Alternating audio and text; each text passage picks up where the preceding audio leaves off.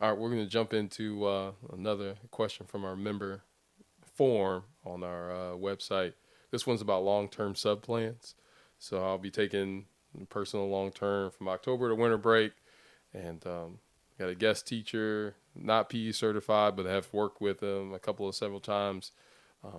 What are some ideas? They were struggling putting together some ideas for a long-term sub. So just want to throw that at you. What are your ideas on a long-term sub or any type of sub plans or anything like that? Yeah. So for me, it just all depends on the sub. Like I've had one time when I was out for the birth of my first child. Mm-hmm. I was out for 3 weeks. That's the longest I've ever been out. Okay. I was able to get a student teacher that didn't have a job yet to come and sub for me for 3 weeks. So like in that situation, it worked out. Yeah. I knew exactly his capability. Like I knew if I gave him a unit plan, he was going to be able to execute the unit plan, and it was going to be a phys ed lesson.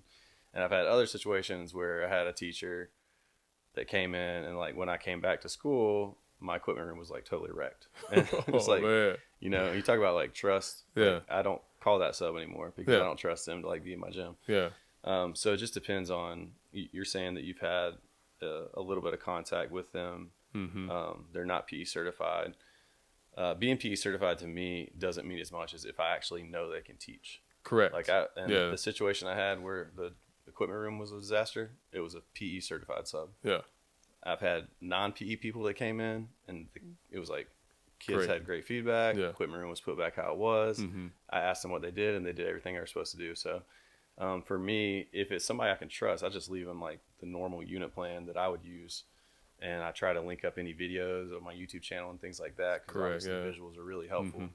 Mm-hmm. And leave as many notes about like how to set up. I actually have a little video that's connected to a QR code on my sub plan.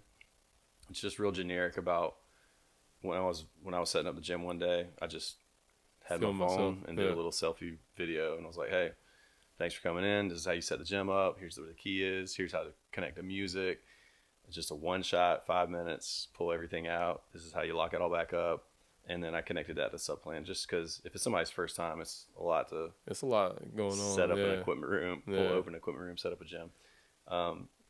But for me, it depends on what we're doing. I would try to do something where it's like, you know, a throwing and catching unit if you're going to be out for a long time, long enough to do a unit, or maybe jump rope, jumping rope unit where it's very like pretty easy progressions, and I could leave a slideshow for them to show them with some animated GIFs, and they can just use the slideshow kind of as a way to structure the unit. Yeah. But it comes down to who's the sub and what's their capability. For sure. Yeah, I was thinking the same thing. I mean, if you have somebody who's capable, you can keep your same curriculum. But if you don't have anybody that's capable, you're going to want simple activities with minimum equipment that they can set up and do for multiple grade levels and all that kind of stuff. So, like Ben said, if you can be proactive and go, visualize and give some visuals, maybe it be slides or videos or something for them, that can help. But if you're overwhelmed and it's something that's coming soon, you're going to want to keep it simple, minimum equipment with activities and visuals that they can do for a long time. So long-term sub, especially in PE, is difficult. But yeah, if you can set yourself up as you're going along with some ideas and stuff, if you're ever out or miss any activity or miss any work time, that can set you up in the long run.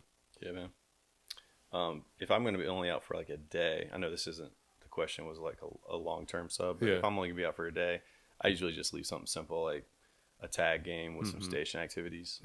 But if you're gonna be out for a long time, you do want to have some instruction going on for sure. So you should leave like an actual unit. I will say just one piggy. Yeah, go for it. We at my school we have 2 PE teachers, so if one of us is out, obviously the other one's leading while the other one's there. The sub is their assistant. So if you have something like that, if you have some, office work that you need to do, that's a great time for them to do that, especially they're not planning anything. So if you have a long-term sub and you're getting set up for field day or something like that, they can handle all that kind of stuff as well. If you need stuff printed and all that kind of stuff, the subs are really good at, helping out as well as that. So if you're in a situation where you have 2 PE teachers there, you can always have that sub helping out, especially long-term, trying to get stuff done as well. Yeah, man, it's clutch having two people because then, at least it's going to be a decent Something's going to lesson. get done. Yeah. Yeah.